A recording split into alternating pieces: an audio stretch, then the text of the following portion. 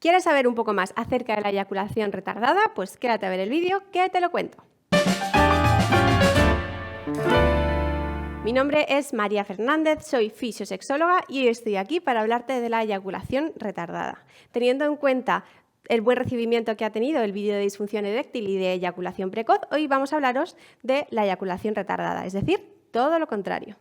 Pues bien, lo primero que tenemos que hacer para hablar de esta eyaculación es enmarcar un poco este contexto. Bueno, pues tenemos que saber que la definición de la eyaculación retardada realmente no tiene un marco concreto de definición, como os digo. Pero sí que es cierto que sabemos que se puede considerar de cierto modo un trastorno del orgasmo. Y os voy a explicar por qué. Ya sabéis, como en otros vídeos os he dicho, que el orgasmo no tiene por qué ir asociado a la eyaculación. Pero sí que es cierto que en este tipo de disfunción a veces va más de la mano esa eyaculación, esa ausencia de eyaculación, con que el orgasmo no se esté dando de la forma que debería. Además, vamos a intentar enmarcarlo un poquito dentro de lo que nosotros conocemos como sexólogos.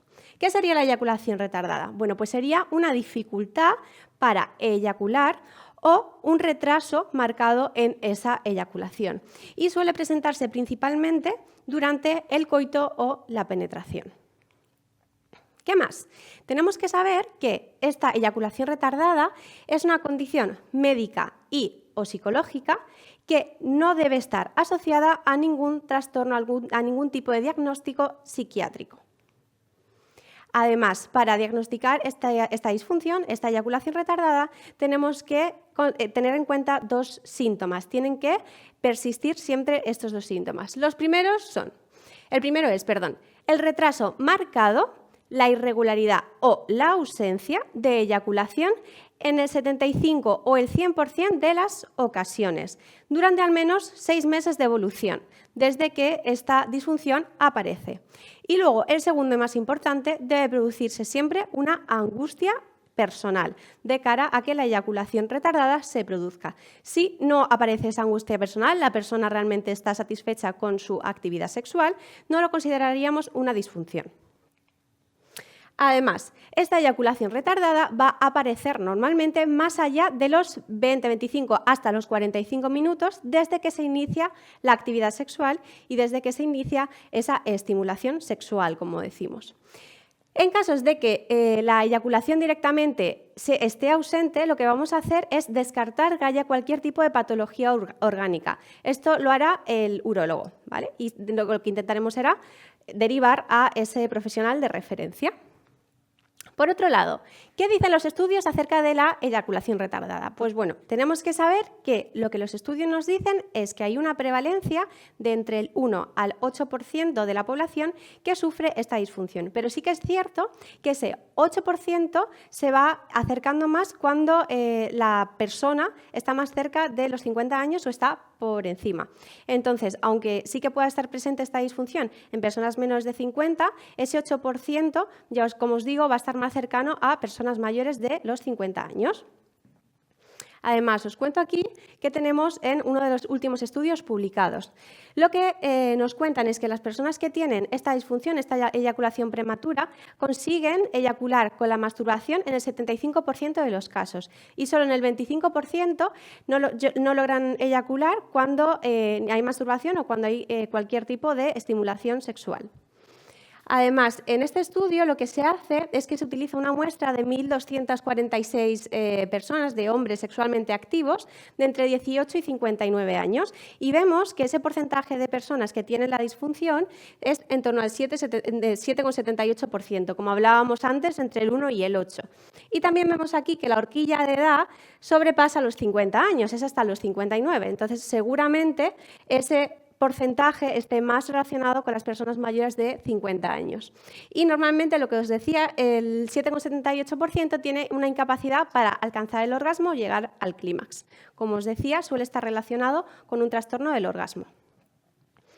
Vamos a hablar ahora de los principales factores asociados, que no las causas, ¿vale? Los principales factores asociados a la eyaculación prematura, perdón, a la eyaculación retardada.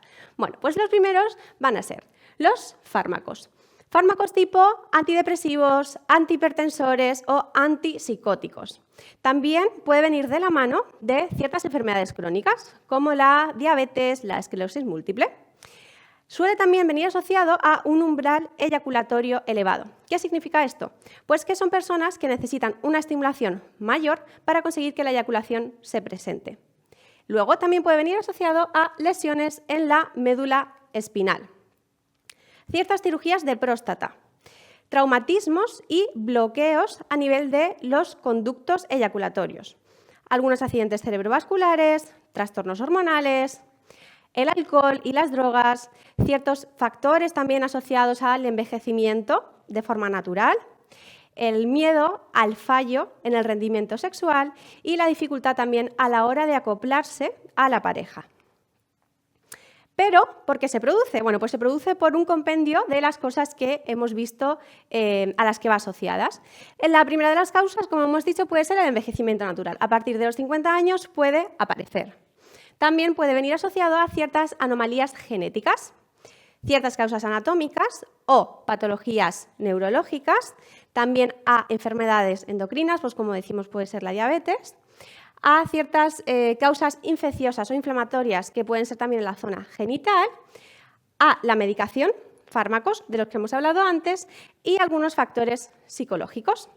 Pero, hablando de estos factores psicológicos, vamos a tener en cuenta qué aspectos psicoemocionales puede tener en su entorno esta persona que sufre una eyaculación retardada. Pues bueno, el primero sería una fuerte necesidad de controlar sus experiencias sexuales. Son personas a las que les suele costar mucho el dejarse llevar durante esta relación sexual. Suelen tomar ellos bastante el control.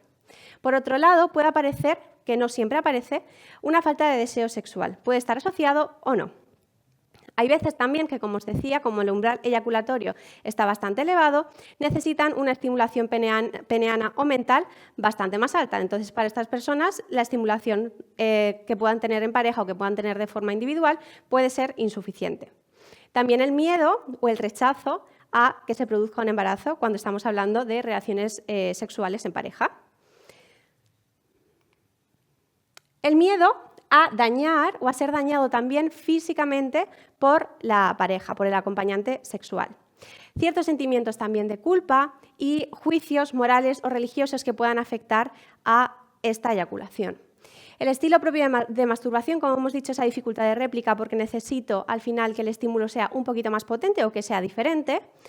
Parejas que sexualmente o que incluso emocionalmente sean muy demandantes, o una personalidad ansiosa del paciente.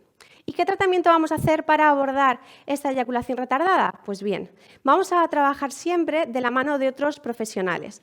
Yo siempre digo que la psicoterapia, la nutrición, la medicina, la farmacología, vamos de la mano, igual que los CAFID, todos los profesionales sanitarios, incluso me dejo muchos que trabajamos de la mano, necesitamos abordar todas las disfunciones sexuales.